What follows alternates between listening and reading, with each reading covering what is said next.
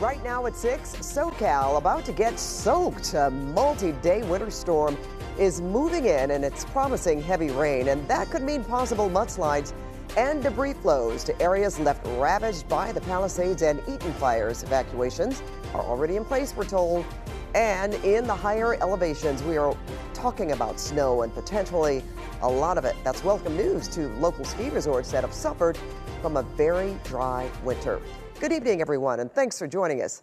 I'm Pat Harvey. We start tonight with the weather, and we're on storm watch. We've seen light rain and a little wind throughout the day, but this is just a preview of what's to come.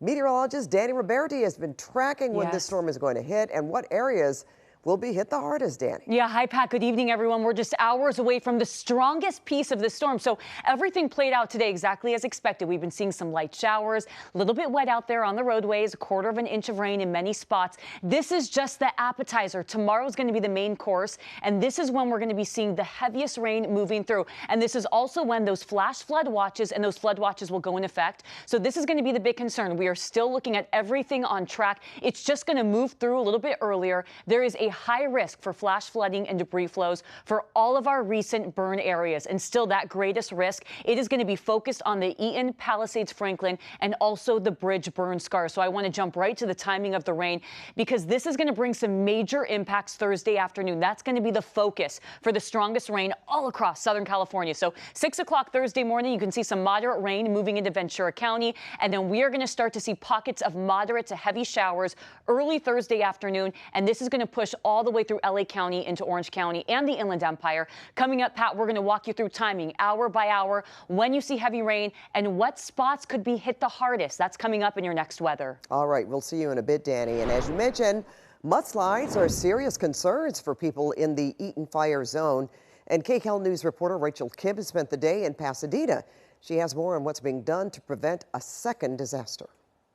We are obviously worried, and we're trying everything we can to prepare for it. After having survived the Eaton fire that leveled homes around hers in the Upper Hastings Ranch area, Jackie Abajian is now bracing for the storm that could bring down mud and debris from the burned hillsides behind her. We're going to get sandbags going in the back, and then probably some here too. I saw that a couple weeks ago, the barriers put. That made me feel more secure, and I'm just happy to see that things are being done. Pasadena's public information officer tells us the city lost close to 150 homes in the Eaton fire.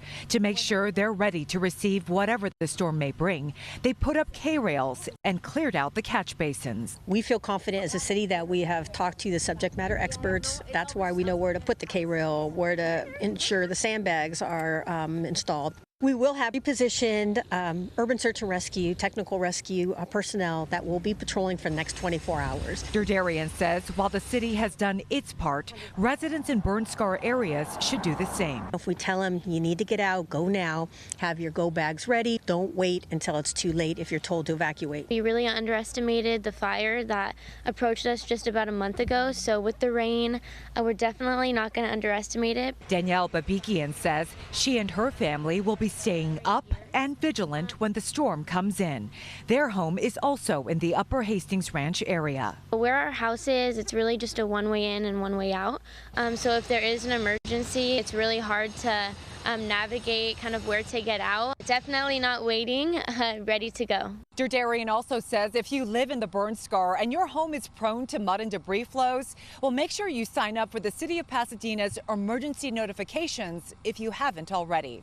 Reporting in Pasadena, Rachel Kim, KCAL News.